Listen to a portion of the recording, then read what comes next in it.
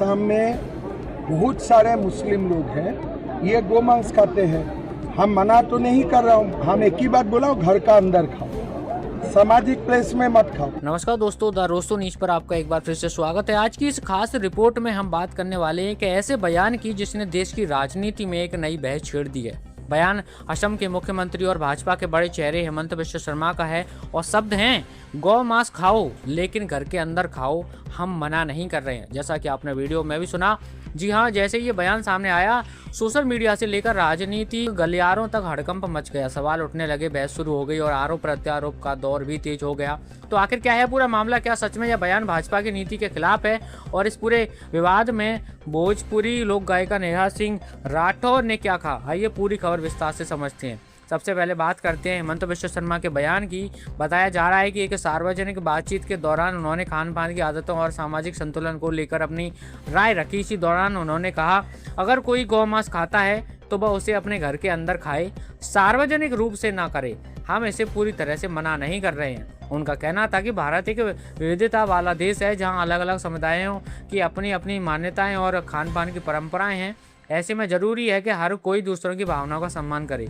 यानी उनका तर्क था कि अगर कोई ऐसा भोजन करता है जिससे किसी दूसरे समुदाय की भावनाएं आहत हो सकती हैं तो उसे निजी दायरे तक सीमित रखना चाहिए। लेकिन जैसे ही ये बयान वायरल हुआ, मामला यहीं नहीं रुका दोस्तों। अब बात करते हैं राजनीतिक प्रतिक्रियाओं की। विपक्ष ने इस बयान को हाथों लिया और भाजपा पर सीधा हमला बोल दिया। कई नेताओं ने आरोप लगाया कि भाजपा गौ माता के नाम पर राजनीति करती है, लेकिन उसके नेता खुद इस तरह के बयान देते हैं। विपक्ष ने कहा कि एक तरफ देश के कई हिस्सों में गौ रक्षा के नाम पर हिंसा की घटनाएं सामने आई हैं और दूसरी तरफ एक मुख्यमंत्री कह रहे हैं कि गौ मांस खाओ।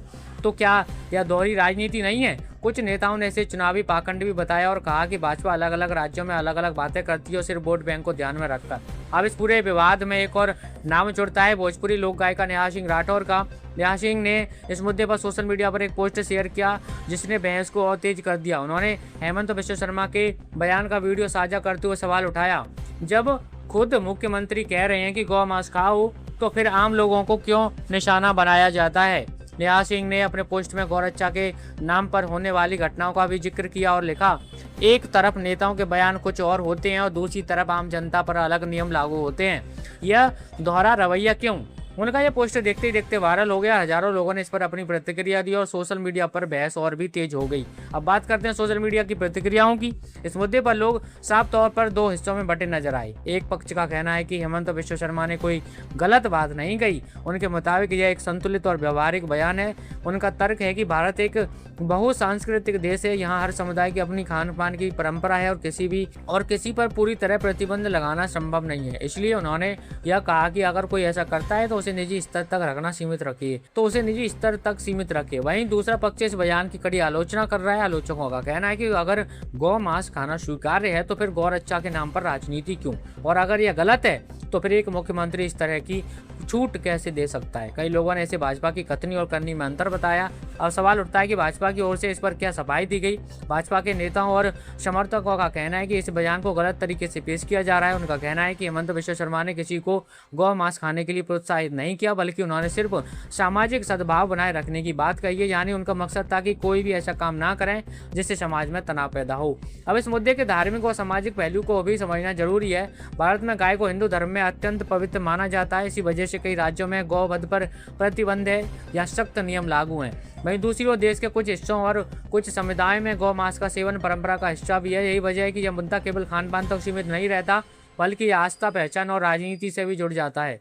कानूनी पहलू की बात करें तो भारत में गौवध को लेकर अलग अलग राज्यों में अलग अलग कानून हैं। कुछ राज्यों में यह पूरी तरह प्रतिबंधित है, कुछ आंशिक प्रतिबंध है और कुछ जगहों पर यह कानूनी रूप से अनुमति प्राप्त है। असम में भी इस विषय पर कानून मौजूद है जिसमें कुछ शर्तों के साथ नियम लागू किए गए हैं। और अब सबसे बड़ा सवाल यही है कि इस विवाद को आगे क्या असर हो सकता है। विशेषज्ञों का मानना है कि यह मुद्दा आने वाले समय में राजनीतिक रूप से भी गर्मा सकता है। विपक्ष इसे भाजपा के खिलाफ एक बड़े मुद्दे के रूप में उठाने की कोशिश करेगा, वहीं भाजपा इसे गलत व्याख्या बताकर स्थिति को संभालने की कोशिश करेगी।